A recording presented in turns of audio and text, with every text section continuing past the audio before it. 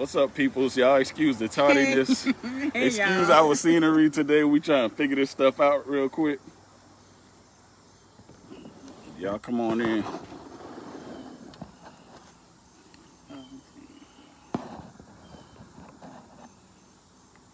Why I keep doing that? Hold on. No, we can't do that. Come on in, y'all. Please share. Please share. Please share. Please share. Hey, Nia. Hey, Y'all Nia. excuse me. I look a little Nia rough is today. on time. We late. How y'all doing?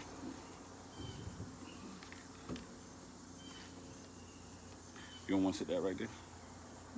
No. Yeah, a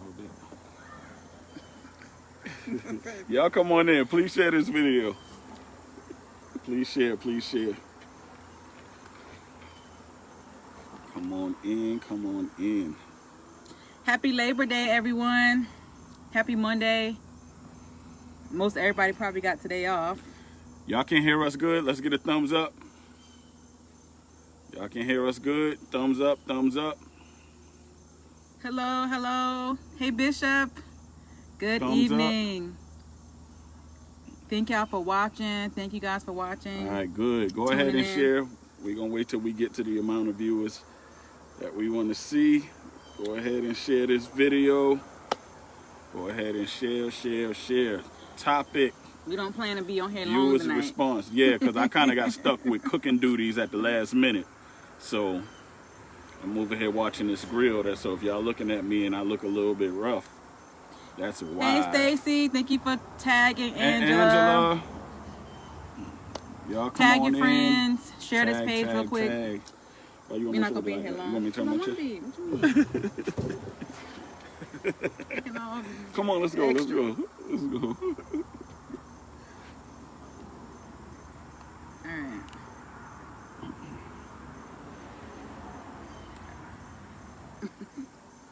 Come on, people. Let's get in here. Let's get in here.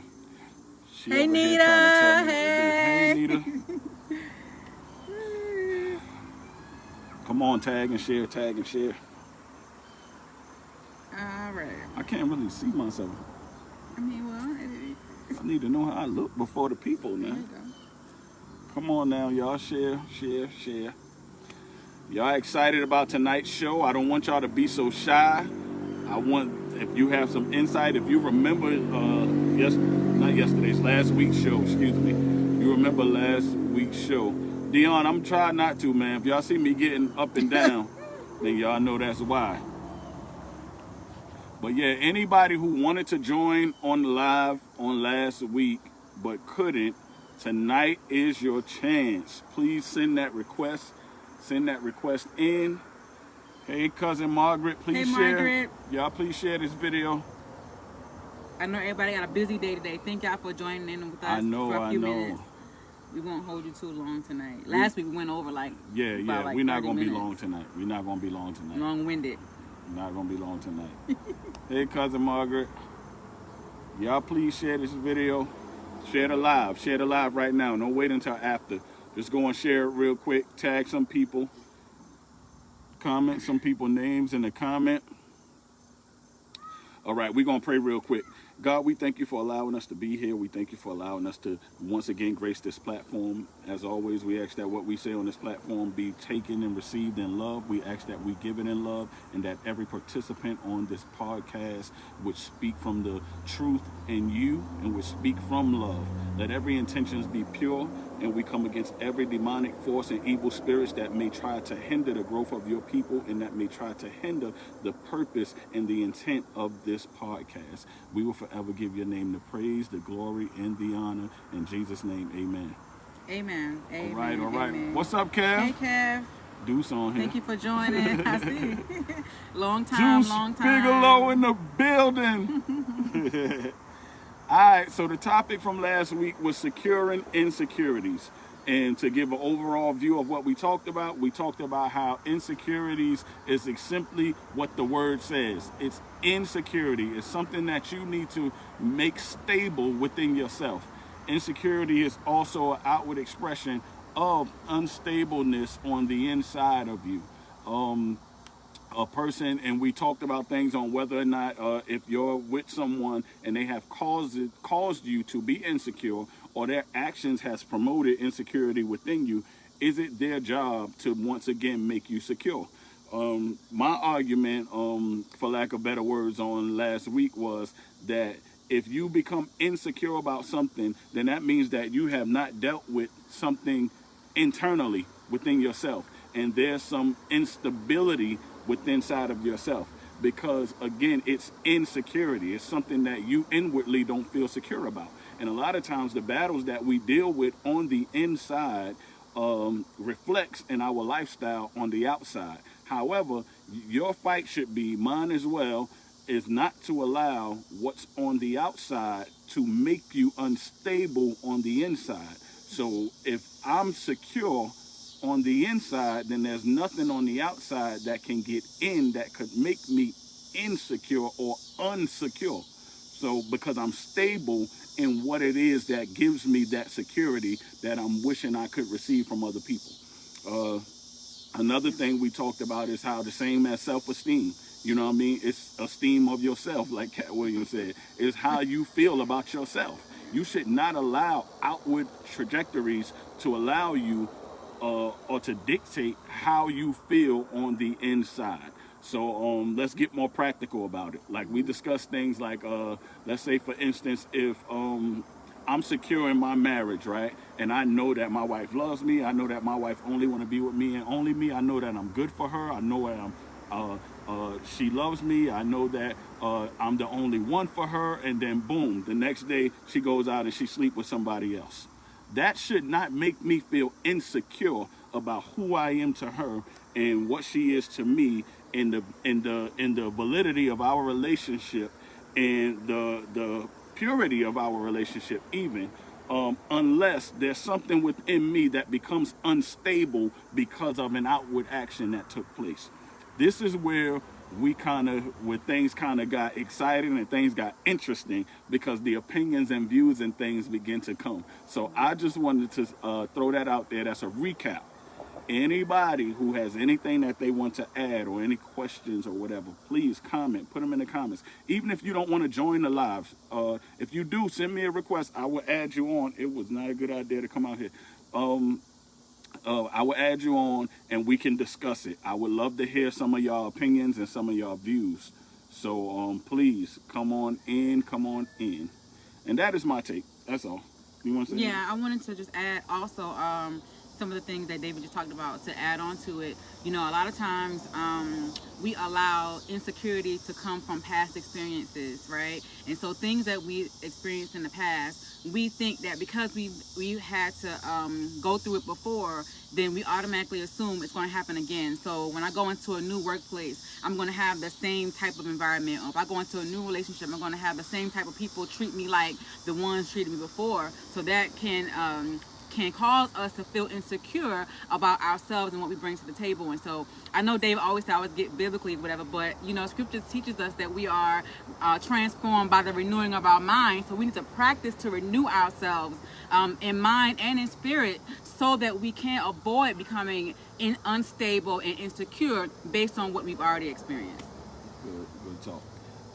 But to be more practical and to apply it more with our personal experience, you have to dig within yourself personally, and you have to ask yourself, you know, what are the things that made me become not sure? Because insecurity is a form of not being sure. You know what I mean? It's a form of again, instability. So if you're sure about a certain thing, then there is no insecurity. Even if you find infidelity, you know what I mean? If there's infidelity, it still shouldn't shake your insecurity. You know what I mean? So at the end of the day, and what I mean by that is, like, if there's infidelity that takes place, you have to know that it had nothing to do with you. You know what I mean? Yeah. First of all, you got to understand, if something is not in you, it cannot come out of you. So I don't care how many times a person has told you, I've done what I did because you X, Y, Z. No, you done what you did because it was always in you to do it. The circumstances has not just presented itself for you to be able to do it. You know what I Real mean? quick, do y'all agree with that statement that he just said? Hit the like button if you agree that a person cannot say, I've done it because you've done it. Or they shouldn't say that. In other words, they should say, but it don't mean it's it the was truth. in me to do it, so that's why I did it, not because you did it, right? Like that wasn't that's not the fact, the truth of the matter. Yeah. I would say this, right? Yeah. How can I put it? I would say this: if something is in you, if that's in you, it will eventually come out. And the reality of it is, even if it doesn't come out, and this is where where I have to get spiritual, so to speak. Even if it's in you but doesn't come out, if it comes out of somebody else, you ought to be secure enough to understand, if I love this person, if I'm with this person, something came out of them that's in me. And just because it came out of them that's in me, now I have to search the situation from a stable place. And you cannot be stable playing victim. Because the reality of it is, if you really saying you want to be one with somebody and you vow for forever, the chances are they are going to do some things, a whole lot worse things in my opinion than infidelity, that you're going to have to forgive. So if you're stable enough to forgive it, you can probably last. But if you're not stable enough, and if you're not grounded enough to say, you know what, even though I have not done it, I know I'm capable of doing it. So I'm going to give that type of grace and that type of understanding and forgiveness towards that person as I would want for myself. But the reality of it is, a lot of us are not stable enough to be secure enough to do something like that. So what we often do is we either leave and throw away what could have been forever just because of one person's moment of weakness or moment of displaying what was already in them, or 2 or 3 or 4 or 5 or 6, whatever the case may be. When forever is in play, there should be no count or keeping record of. And this is not no excuse to condone certain behavior. But what I'm simply saying is, if the behavior is something that took place and you love a certain individual beyond that behavior, then I don't think certain behaviors should become automatic deal breakers. Because, again, we ourselves have to search and be stable enough to say, I'm stable enough to know that just because I didn't do it, I know I may be capable of doing it. So since I vowed for forever with this person, I have to learn how to forgive, because I'm stable enough to forgive you for something that hurt me. Because I knew that coming into forever, and if you don't, you better know this, coming into forever is going to take a whole lot of forgiveness. Coming into forever, when two lives are trying to come together as one, there is going to be some hurt that takes place. So again, are you stable enough to forgive? Are you stable enough to say, you know what, they did that to me, but I'm not going to get back at them? Or they did that to me, but I'm going to be understanding, because even though the crime was different, because some like to say, well, I just called somebody, but I didn't text them. Or I just text somebody, but I didn't call.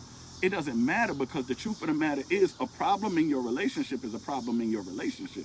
And just because I believe that wrong is wrong, so and especially when it comes to deal breakers within a relationship, just because if you committed the crime, we both get in the same time. If the relationship doesn't work, it's not on no one person. It's two people in a relationship together. So if it doesn't work, the both of you had your role to play in it. So whenever each of you does something that offends the other one, you get in the same equal punishment. It's no, I cheated one time, but you cheated 10 times. Like, no. So anyways, again, if y'all want to add on or say something in response, this is your response. You can put it in the comments, but I would love for someone to come on here and interact so we can have open dialogue versus the texting. So go ahead. Hello, Mama Thomas. Thank you for joining us. Thank you. We love you. Anita says, so what if it happens again after my stable self forgives? If I forgive you the first time, what if it happens again? I'm not there yet. Okay. She says. Okay. And that's fine. It's okay to not be there yet.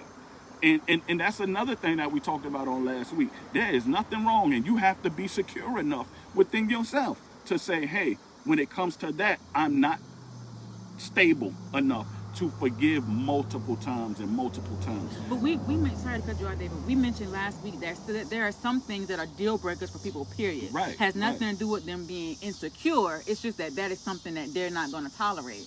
Mm-hmm.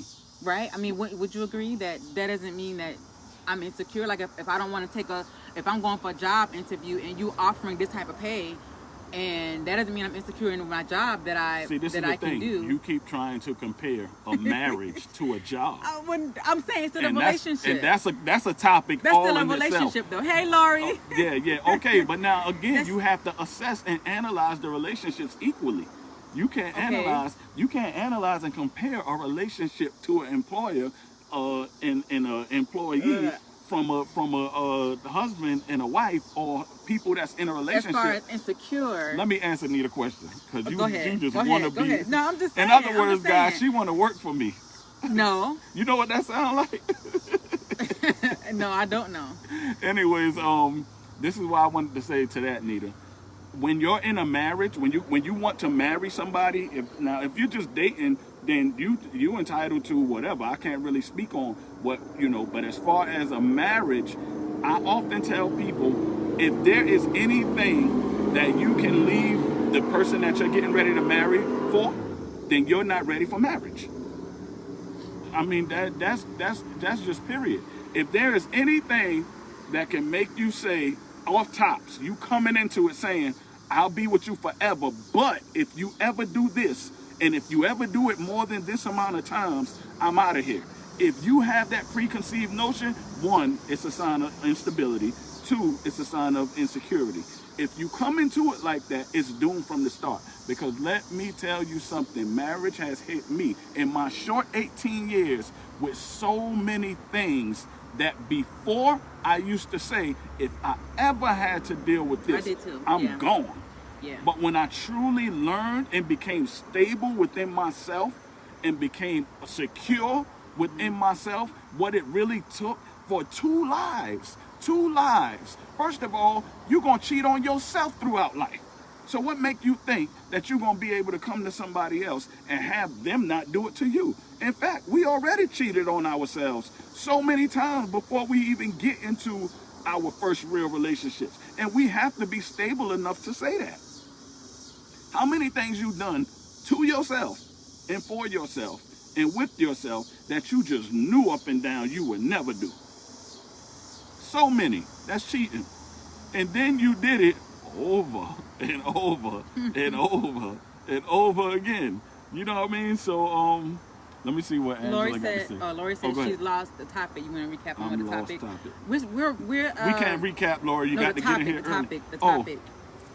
Securing instability. Insecurity. I mean, securing insecurity. Yeah. Let me get to one of these questions. Okay, Angela. So you're saying that everything is acceptable when you go into covenant with your spouse? Just forgive? Everything is not acceptable, but I do believe that everything should be, and I'm going to lose like 20 of y'all, everything should be understandable. I'm not going to say the other words I was going to say. Everything should be understandable. Everything should be understandable. In fact, dare I even say, everything should be understandable with a little bit of sprinkling of permissible on it. And what I mean by that is, one, you have to be understanding of what is taking place. When you're understanding of what is taking place, then you can be sound within how to deal with the situation. When you're understanding of what's taking place, when you're understanding of what's taking place, then you can become permissible. And what I mean by permissible is not that you allowing the particular thing to take place, especially if you don't like it, you don't agree with it, and it hurts you. However, but you have to allow mess-ups. You have to allow mess-ups to be permissible. That's what I mean. So did I clear that up for any of you guys? Because I see y'all said I lost y'all. But clear as mud, I think. You have to allow the mess ups to be permissible. Imagine if you went throughout your whole entire life. Forget about being with somebody else. You went throughout your whole entire life saying the first time that I mess up, I'm ending my life because I'm not going to permit myself to mess up on me. If that's the like, you have to be allow shortcomings and mistakes to be permissible, because if you don't, you're going to frustrate yourself. You're going to want to end it all. You're going to overanalyze and over-exaggerate. You're going to want to commit marital suicide. You know what I mean? You're going to want to prematurely kill something without seeing the full potential beyond the mess-ups. Again, and I'll say this, and I say this before, I need to do a show on this. Marriage ain't for everybody. Yeah, that's true. Marriage is not for everybody, and marriage is not for the weak, and marriage is not for, and again, if you come into a marriage saying that if this happens and if this happens over and over and over again, I'm out, then you shouldn't get married. I mean, that's just the bottom line. You shouldn't get married. Go ahead. Go ahead. I'm gonna read this one comment and then I'm gonna check this food real quick. But y'all can keep having the dialogue. So Angela says, I'm cool with mess ups and mistakes. However, when you are in covenant, you should not be a repeated offender. You should not be. But that's all on that's opinion. And again, that's opinion. And what I mean by that is, and a lot of the stuff that I say is opinion, but I do have some very strong supporting facts. And the reason why I say that is because, again, I'm talking about two lives coming together as one. How many times have we repeatedly offended ourselves in life? You know what I mean? But yet we still have to forgive ourselves and dust it off and keep it moving. This is why when two people coming together as one, if you can't keep forgiving and dusting it off and keep it moving, forever is not in your future. Forever is not in your future.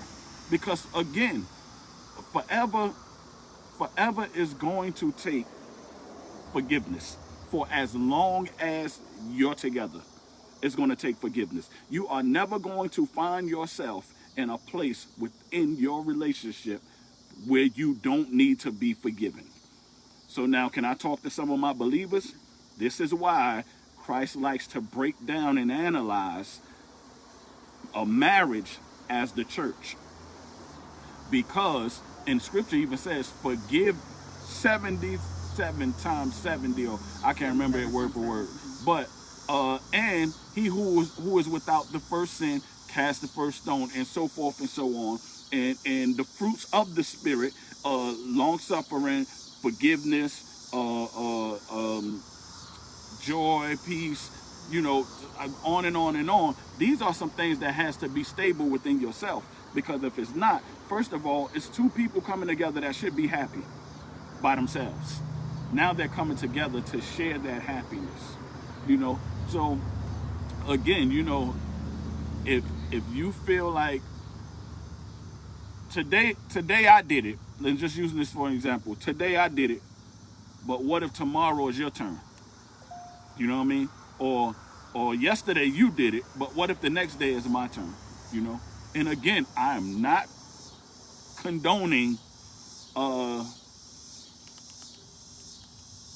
condoning behavior towards your spouse that's going to hurt them, and not saying that it's okay that they continually hurt you or whatever the case may be. But what I'm also not saying is that it's not okay to not forgive or to not even stay and try to work it out through those things. And the only way you're going to make it to forever is you're going to have to know that forever comes with a book bag of things to forgive for. You're going to constantly be in a position to be forgiven and constantly be in a position to have to give. Yeah, I wanted to add to that we have to come into relationships with both parties understanding that we're in this forever. so that somebody doesn't come into the relationship thinking that it is okay for me to behave a certain way and the other person is just going to accept it. There has to be a standard coming into the relationship that I'm going to respect and honor this person as a commitment to each other and to God. You know, and once we do that, once we establish that foundation, then we can start to develop and going in the right direction together. Because if you're not going in the right direction, of course, there's going to be a repeated offense over and over and over again. You know, that will be expected at that point if you're not traveling the same path. You know, but once you have created a foundation that, yes, we are in this together, we're going to move in the same direction. You're spitting so much facts, and I don't mean to cut you off. No, but, no, for real. Let me tell you why. Watch. Go And ahead. tell me if I'm wrong. Tell me if I'm wrong. Go ahead. How much plans and stuff we came into this thing with, saying this is how it's going to be and this is how we want it to be and this is blah, blah, blah, blah, blah. And how many of those we went against and how many of those in the first year? Right. You're right. And that's what you said. Right. That's where the forgiving comes in. And that's where the forgiving, we made a commitment to ourselves and to God. I said that first, right? Being the first level of foundation amongst us, right? And so without that centerpiece, which is God, I wouldn't be able to forgive you. I wouldn't be here right now. Vice versa. Okay. So that's what now, I'm saying. Thank you. So now here's the thing. Right? Let me get the screen back on. Listen. So she said her centerpiece was not me. Right. So wait a minute. So she was not looking to me to find I was going to go there if you would let me finish talking. That I have to look past you. Go. Let me go check this meat. Listen, her stability did not come from me or what I did or didn't do. She was stable within herself. She found stability within herself. And that stability that she found within herself enabled her to forgive me. And I ain't always been the one that had to be forgiven. I don't never do nothing wrong. But let me go check this meat before she have to forgive me for burning it. Yeah. So as I was saying, you know, guys, when we are in a relationship, when we first come into a relationship with someone, we come there, you know, with a commitment, or excuse me, a marriage, you know, knowing and believing God for what we want this to be, right? Both partners have to be on the same page. And in the beginning, if you see that there is instability, if you see that there are things that they are doing that don't meet your criteria, you know, yes, those are talks that you need to have. That's conversation you need to have with your mentors, with your counselors and things like that to see what can be worked out, you know. And there has to be moments in that relationship where you say, you know what, let's sit down, let's have a talk about what you're doing, because what you're doing I don't agree with. I didn't sign on for this. We've had conversations before, David and I, that says, you know, I didn't sign up for this. You know, this is not something that I consider or that I thought I would have to be dealing with at this moment. But like he said, my relationship went past David and I. My relationship, my commitment to God was more so what kept us together during the hard times in our relationships.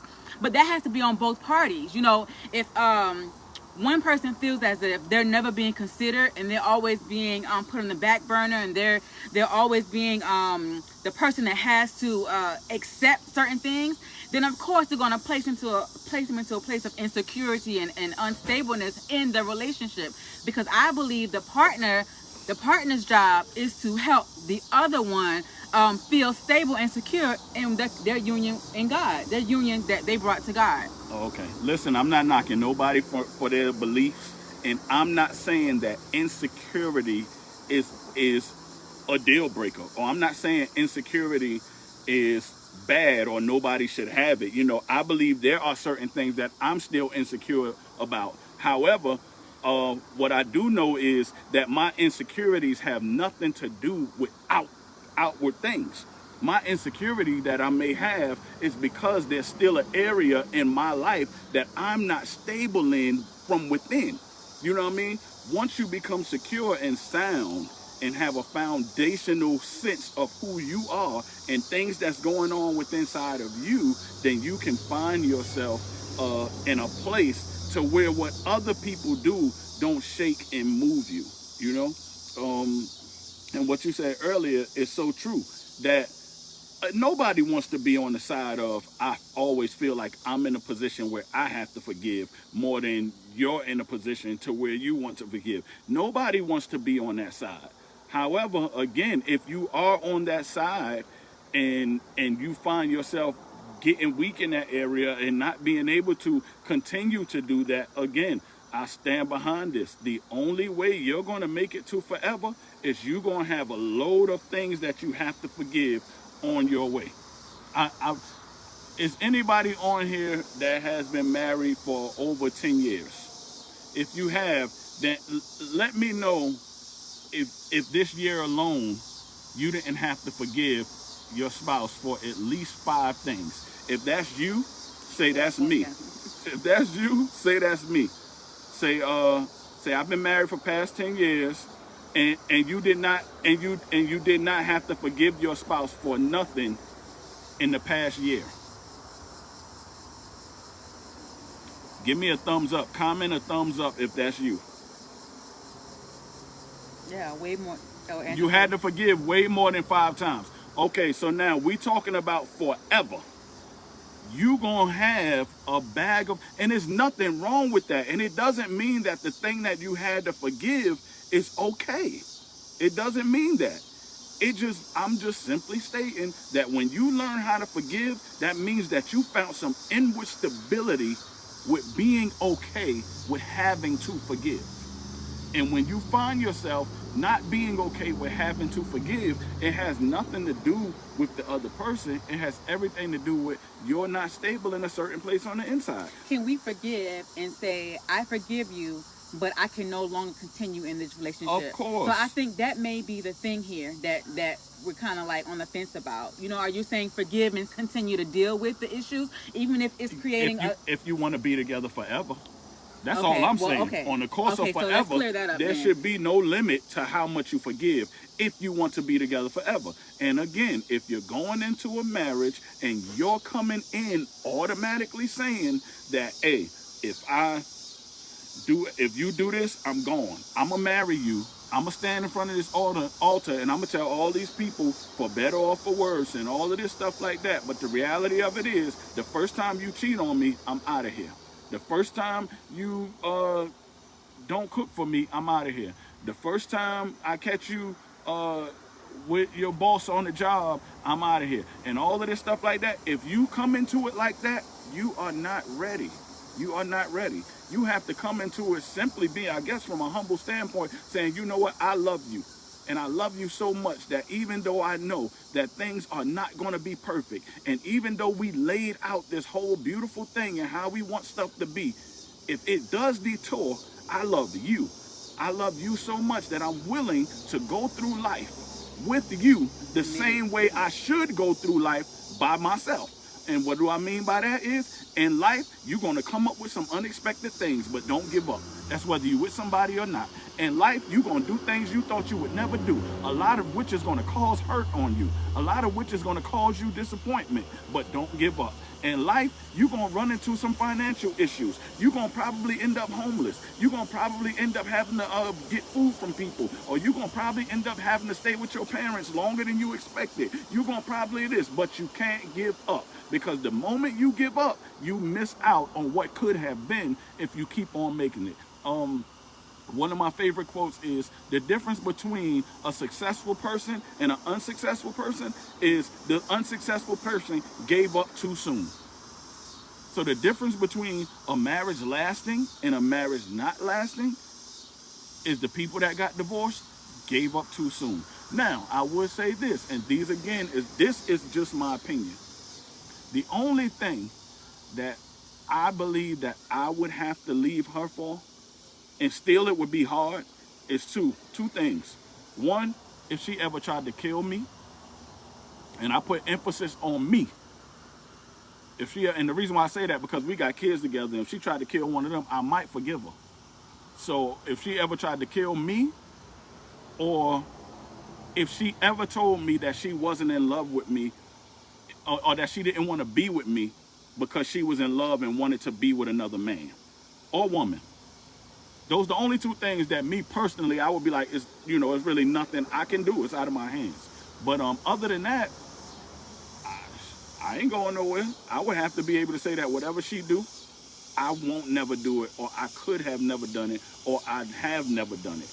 And I have never, this is why I forgive other people even outside of my marriage. Those of you who ever hear me minister, y'all hear me minister from a real, brutally honest, sincere, passionate place, because forgiveness is a lifestyle for me, because I can't never look at what somebody else did and not place myself in a position to say, can I honestly say that I would never do that? Like, you know, and how many things have I already done that I said I would never do? You know what I mean? So That's true. let me go check this meat. I hear y'all now. I'm right there. Oh, she's reading Okay. off, so I want y'all to know I'm here. Yeah. So Stacy, you said, I feel like a habitual cheater waters insecurities. A person should remain secure when your husband, or should remain secure when your husband or wife constantly cheats. That creates a breach of trust. I agree, right? Like, Hold on, so let me how can you tackle be, trust. huh? Let me tackle trust real All quick. right. Listen, I don't expect for everybody to take this all at once, right? But let me tackle trust real quick. Who's that said something about trust? Stacy, Georgia. Stacy, let me tell you what trust is. And you can do the research, you can pray on it, you can think about it, or whatever the case may be. But trust is an illusion into making us think that we have control.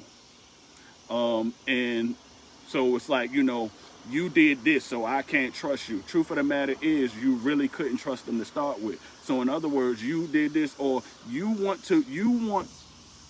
allow yourself to be misguided, or an illusion to come in front of you into making you think that you can dictate or determine or predict what somebody else is going to do. And that's why you trust whoever you trust, because you think that you can predict what they would do. Well, the reality of it is, that's an illusion, because you can never predict or dictate what somebody else is going to do, because you don't know and can't predict the circumstances and situations in which a person may have to face throughout their lifetime. So let's make it more personal. I used to think that too. I thought I married her because I trust her, until I realized trust was an illusion. I trusted myself never to do so many things. This ain't got nothing to do with no relationship. I trusted myself never to do drugs. I trusted myself never to drop out of school.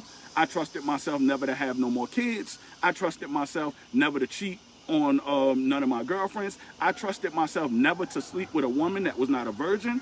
So many things. And I mean, I would have put my life on the line and said I would never do these things in my life, because I trusted that I would never do it.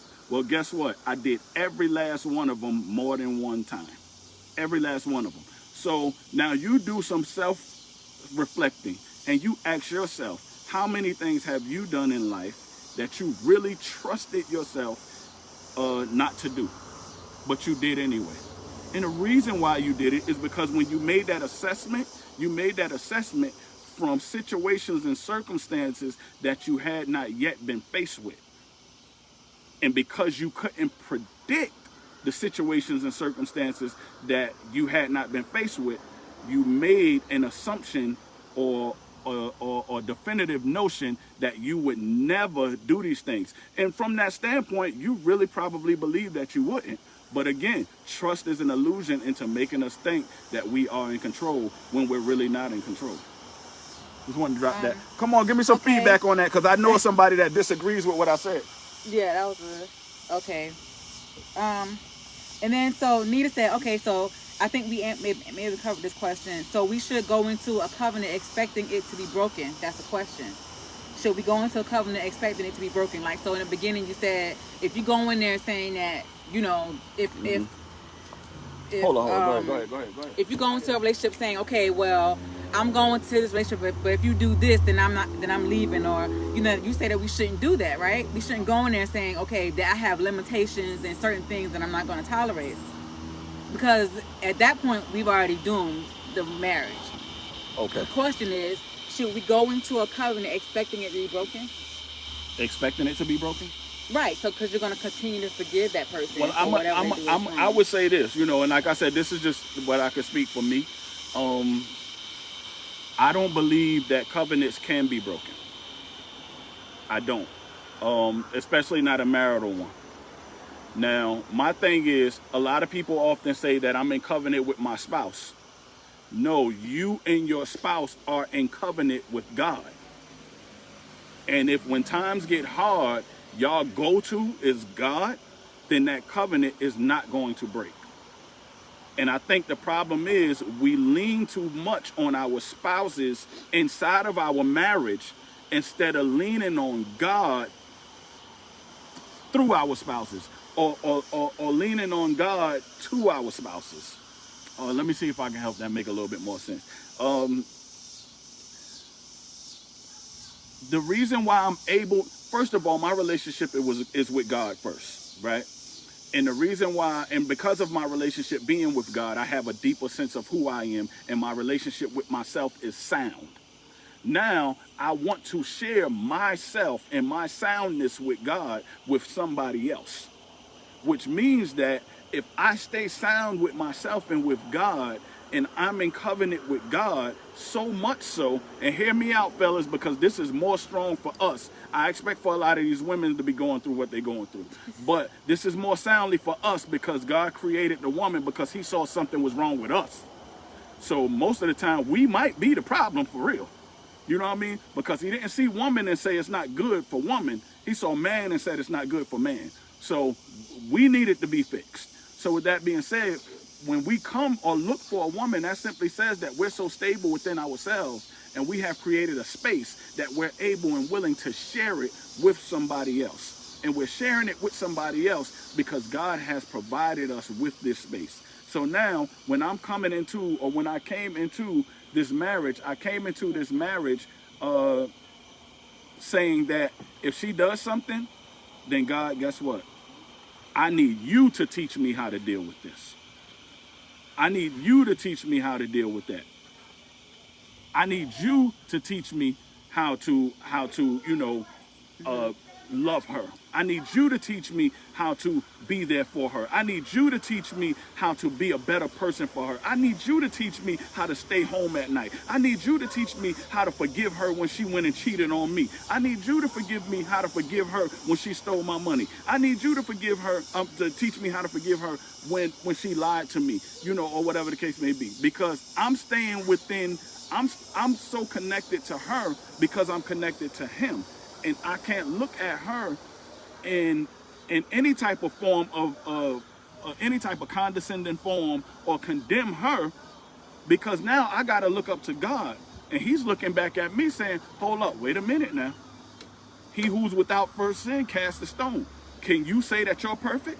Can you say that you never did him wrong or anybody wrong? You understand what I'm saying? So like I said, again, when you're in that covenant and your covenant is with God, He'll lead and show you. Like, I remember people used to ask me how y'all stayed together, how y'all survived everything that y'all survived, and this, that, and the third. And I used to tell them certain methods and things that we used and this and that and blah, blah, blah, and just yapping on like I'm doing right now. But the reality of it is, when it all boils down to it, every strategy and everything that we use that causes us to not only be together, but be together happy, is because we got it from God. Like it's times where I would say, Nika, you know what? I'm not going to talk on that issue no more, because I've been talking on that issue for 18 years. I just said this not too long ago, and nothing has changed. I'm going to just pray on it. You know what I mean? But it took me being stable enough to let it go and stop talking about it. Now, there has been other things that has arisen in our marriage that I was able to talk to her about, but I went to God, I prayed about it, talked to her about it, the situation got worked out. But we have to be stable enough to say, you know what, I'm going to leave that alone, because clearly you're not going to change that regardless of how much I say. Ladies, let me say this real quick, because I know this is an issue for a lot of marriages. He's not going to stop going out just because you saying it. So you might as well stop wasting your breath. He's not going to stay home until he decides, until God reveals to him why he should be home or why he should listen to you. Because the reality of it is, he may not. It may be God that might need to change you for having an issue with him going all the time. And then another thing too is, fellas, she ain't gonna cook every day. She ain't gonna stop having male friends just because you jealous. And maybe she don't have to. Maybe she shouldn't have to. So maybe it's God that got to work on you to become more stable inside yourself within that area, and not work on her. So instead of you trying to talk to her, all you doing is you creating a space. Instead of you trying to talk to her about saying why you got to have male friends, I'm the only male friend you need to talk to God about it, because regardless of how much you talk to her about it, if she don't want to stop having male friends, she ain't going to stop having male friends. So covenant with God, and then when you get covenant with God, he'll show you how to become one. So now your covenant with God won't let you break apart because your covenant is with God. And if your covenant is with God, I don't see how you can't be forgiven. If your covenant is with God, I don't see how you can give up. You think each person should have an individual covenant with God? Because, like, Of course, yeah. Okay. And the thing too, if you can't determine whether your spouse has a genuine, authentic, real covenant and relationship with God, you ain't got no business getting married. Okay. Okay. So, real I quick. want to read some of the comments. Go ahead. Hold Yeah. Hold up, y'all. Go ahead. Yeah, we. Go ahead, All right. Let me just get this last bit off the grill. Go ahead. All right. So, Angela, your question was, well, hurry up then. What do you do if the repeated offender's mentality is developed after the I do? After we get married, after we've exchanged our vows, what if your mentality of our relationship changes? Then what? You become a repeated offender after you have committed your relationship to me and before God. So does that create a new law for the relationship? Does that create a new standard for the relationship? You know, because realistically, that person, the individual, didn't know who they were before the marriage, so they couldn't have offered you their best selves, you know. And Dave and I were just talking like how, you know, we all grow and we all develop throughout the years and stuff, and so who we were, you know, even 5 years ago, we're not that same person right now, you know. And so our behaviors change, our thoughts change, our decision making you know, skills change. And so if a repeated offender's mentality is developed after saying I do, that's what she just said. Hold on, guys. Yeah. What do you do? That's a great question. Hey, I ain't coming to my marriage a cheater now. But that's what I'm saying. Wait, so hold up. Wait. What? Huh? All right, you gotta wait. He want to answer this question, y'all. Okay, listen. Ooh, I got a good one for y'all. I'm coming, guys. Hold on. Listen. Okay. I'm gonna be honest, brutally honest. I did not come into my marriage a husband. I didn't. I thought I did, but I really didn't. I had some characteristics and some ways that, again, we always sit here and tell y'all about methods and strategies that we did and used in order for us to stay together. Well, the reality is, it was God. It was God, because there are some things that she stayed with me for that I would have left me for. There were some things that, and vice versa, you know. So I didn't come into the marriage a husband, but I thought I did. I had a false misconception of what I thought a husband was. I even thought when I married her, I knew when I married her, I didn't love her the way a husband should love a wife. I only married her because she was the only person in this whole entire world. Let me rephrase that. She was the only woman in this whole entire world that I thought that I could trust. Let me put emphasis on the only woman in this whole entire world that I thought that I could trust. When I realized that trust was an illusion, I realized that, hey man, I married for the wrong reasons. However, what was enough to save me was I knew her. And when you know someone, you don't have to trust them. When you know someone, the only way you can truly know someone is, one, you got to know yourself. And the only way you can truly know yourself is you got to know God.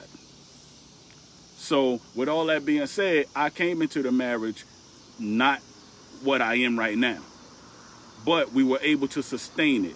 And what happens when the person comes in one way and then becomes something else, to be honest, in a nutshell, and I'll break it down in a minute, but I just want to let y'all ponder on what I'm about to say. If a person comes into a marriage as one thing and then they develop into someone else, again, that someone else was always in them.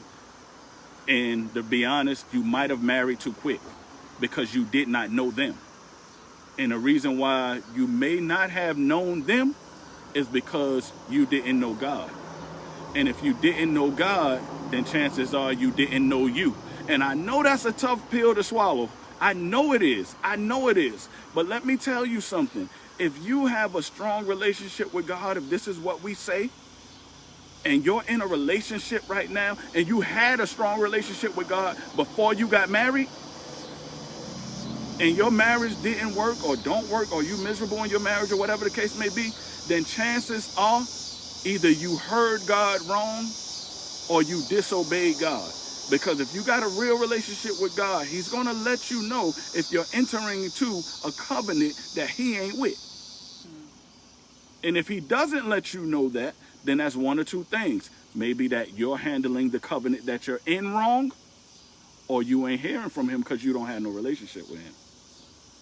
I know for a fact that what I wanted in my wife was what I married her for, even though I wasn't a husband at the time.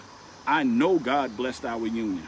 I know we're supposed to be together, because the reason why I married her was because I can't make this up. I knew she was going to be my wife when I was praying to God and I felt her praying for me. First of all, I never even had another woman pray for me, let alone feel her praying for me. So Lori said, forever is a long time. Insecurities, unable to forgive, and not staying is not a part of a marriage.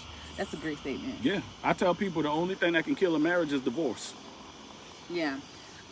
Lori also said, a foundation has to be established once you believe or know the person is a part of your future, meaning marriage, right? Then your foundation has to be established.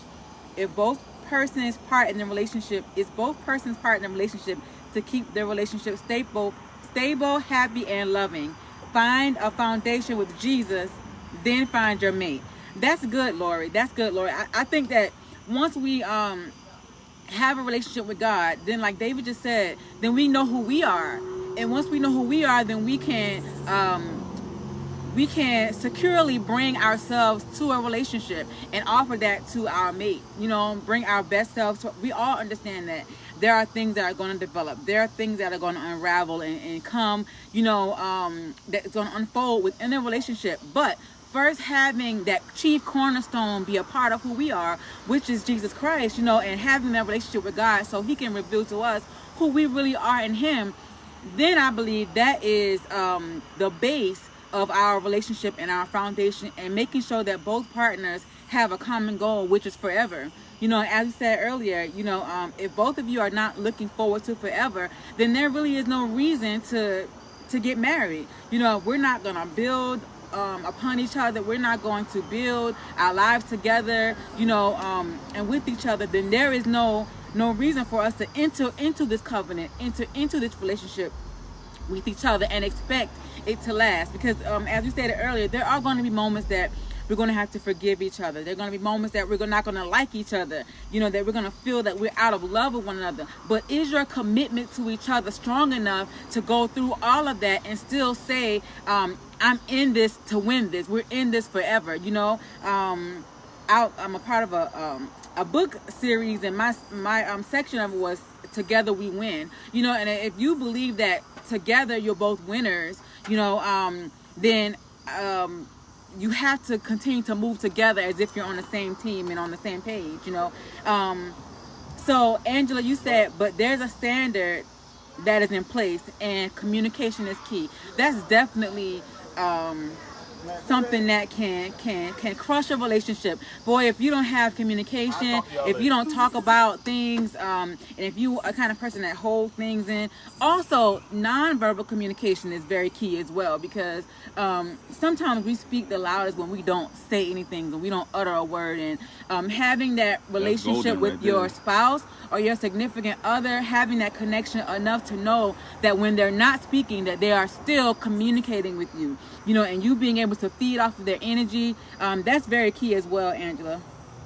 I want to go ahead. I heard what you said about Angela. Yeah. Angela dropping jewels here tonight. Just so y'all know, like, y'all might want to listen up to her. I definitely respect her opinion. And she is definitely, her marriage is one that I definitely look up to. And I hope I can have the longevity that you guys have. But let me say this though. and correct me if I'm wrong, because I just got this just hit my spirit. I just felt the quickening just now at the grill. But the reality of this is, right, and again, like I said, you have to know God first. If you don't know God, you should not get into a marriage. And then two, you have to know who you're getting into it with. And if you know who you're getting into it with and you know God, then he's going to show you who you're getting into it with. And to be honest, you know, some people, because it may be some people on here or people that might look at this and they might say, they might know some of the stuff that we went through, and they might say, you know, he dumb for forgiving her or she's dumb for forgiving him, when the reality of it is, it's not a sense of being dumb. It's a sense of being smart, and it's a sense of knowing. You know what I mean? I only believe that the reason why you were able to forgive me for some of the stuff that you did, correct me if I'm wrong, is because you know me. Yeah. You know what I mean? And if you knew that this, whatever you had to forgive is who I am, and I can just recklessly and carelessly any point in time do it or whatever the case may be, you probably would have been gone. If you didn't know that the me that I was on yesterday will be better than the me that I am today and moving on. Yeah, so again, you have to know who you're with. Yeah. You know what I mean? You got to know who you're with. Yeah. You know? Yeah. So like this is, like I said, you know, I know who I'm with to the tune of even before we even decided to even be more than just friends, because mind you, we was really, really, really close friends. Like, I was the friend zone guy who she cried on my shoulder when her boyfriends hurt her heart and broke her feelings and all of that stuff like that or whatever. And so anyways, and I used to oh yeah, we gotta go, it's almost 8 o'clock. And I used to work for her brother, right? So anyways, make a long story short, I would have never crossed that line from outside of being a friend. But I always used to look at her and be like, man, she real cool. So long story short, I knew her so well, but I confused it with trust. Like, I knew her to the point to where even before we decided to go there, like, I didn't have to worry about, and she could have had access to my bank accounts. She could have my social security number. She could know where my stash is at. Anything, you know what I mean? If I had to rely on her to make sure my heart takes each beat and my lungs inhale and exhale when they're supposed to, I would have relied on her to do that, but while she had a boyfriend. That's how I knew that she was, you know, capable of being who she is right now. So to make a long story short, it wasn't until I was going through some stuff that I was going through in a previous relationship where I felt like my whole world was crumbling down. So, you know, I went to church and I'm sitting there and I'm praying and I'm good. Like, I'm like, all right, you know what? I'm starting to find myself again. I'm coming back to who I am again. And all of a sudden, because I have a relationship with God, I felt somebody praying for me so hard and grieving and crying because of more than I was for my own situation. So I look up and I'm like, God, who is that? Like, who in the world is that? And he showed me her. She was in the choir singing. And he was like, her. And I was like, oh, man. And that was the day, probably like three years before we got married. That was the day, maybe 4 even. That was the day when I said, she has to be my wife. Now, it took some time, you know, because she was stubborn at first. But I married her after, one, I knew God, I knew myself, and I knew her. So let's get through some of these comments. Lori says, reasoning for me leaving, because we were talking about your reasons for leaving, you say if I kill you, whatever, will be physical abuse, mental abuse, but some reasons don't require leaving. I don't understand why people talk marriage and think it's a fairy tale story. Right. That's true, Lori. I'm going to just be transparent real quick. I thought marriage was the fairy tale story, like when I got into it, hands down, like they say, no cap. I really thought marriage was, that's how you say it, right? Yeah, no cap. I really thought marriage was a fairy tale story, and what I wanted was a fairy tale everything, you know what I mean? And so wedding, yeah, all that. I don't know what I was thinking, you know, but it's better than a fairy tale story now. looking back, you know. But that's what I wanted, and I think a lot of us, we do, and we compare our relationships to other people, and what we're saying here tonight is what works for us. It doesn't necessarily work for everyone. These are just some of the nuggets that we've used that helped us survive and be real with one another, so that we can go forward and move in this thing wholeheartedly, and not have things to hold on to. And sometimes when you can be free with your partner, like, you're just free forever, you know what I'm saying? Some of us put ourselves in boundaries in our relationships, and it causes us not to be who we truly are, and so we are imprisoned and entrapped being with the person that we claim we want forever with, you know. And so this is what works for us. This worked for us. But I did want that fairy tale marriage. Let me share with y'all a crazy story. She so much wanted this fairy tale wedding. We running around like crazy, getting stuff done, you know, giving money for this, giving money for that, you know, paying this, paying that. And thank God I had a good best man. My best man literally paid for, the bulk of my wedding. My best man paid for it. God bless his soul. He struggling with coronavirus issues right now, but we believe in God. Amen. But he did all of that. So really all I had to do is just sit back and let her go spend the money. So she doing all this stuff, getting ready for the wedding. And then when the wedding was over, we went back to our apartment, and then we flicked the light switch, and it dawned on her, that we did not pay the lights for our lights to be cut on.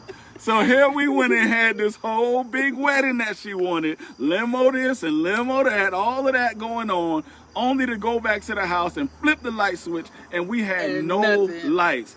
Y'all, that was forgiveness on my wedding day. I had to forgive her. Listen, cheat on me. Just make sure lights on in the house, especially if I gave you the money to get it on. Cheat. But just let me go home and have some lights on when I get in the house. So like I told y'all on the last show, it's a whole lot of other things that's way more irky to me than infidelity. So that may be infidelity, that's your thing, that's fine. But we had a honeymoon for real, because that's all light we had was the moonlight. Let me tell you the bugged out thing, and I hope they're not watching, but I promise you, I hope they're not watching. But let me tell you the bugged out thing, right? Let me tell you the bugged out thing. We had somebody give us some candles for our wedding anniversary. Somebody gave us, for our wedding gift. We had somebody give us some candles. And man, I talked about them candles so bad. I said, who gives somebody candles for their wedding gift or whatever? This is being cheap. I would have rather you just get me a card and write something nice in it. I mean, I'm going all the way in. And those same candles that I talked about gave us light that night. So we're going to close on that note. So you just never really know. You cannot cast out whatever. Forgiveness has to be at the top of your life, not only your relationship, because you never know when you're going to be in the position to need to be forgiven. Yeah. Put God in front of every relationship that you find yourself in, and I guarantee you, he will show you how to navigate your way through it. Yeah, he will. And Laura, it was the candlesticks too. It wasn't the round fat candles. It was it was the sticks. It was the sticks. No, hold on. You laughing. Laurie might have gave us the candles. How you know they was candlesticks? Yeah. But y'all, thank y'all so much. And we just wanted to encourage you all. You know what? If you believe, if you know that this person that you're committed to is a forever type of deal, then go through it with that mentality, you know. And what worked for us is, you know what, we saw each other beyond where we currently were. Sometimes you gotta look at your spouse, your significant other, beyond where they are present tense, and see their future. Sometimes when they can't even see it within themselves, you gotta know that what they're gonna be, and that will give you that extra fortitude to continue and be committed to the relationship that you vowed before God. Facts. Yeah. No cap. No cap. Anyway. Oh, I can't wait to show my kids this video. Y'all have a good night. Thank y'all so much for tuning in. We appreciate it. Don't forget to share this video. Yeah. Share this. Tag your friends and family. We really appreciate y'all hanging out with us tonight. And to our Till Death Do Us Part retreat family, we love y'all. Alpha class, we love y'all. Yes.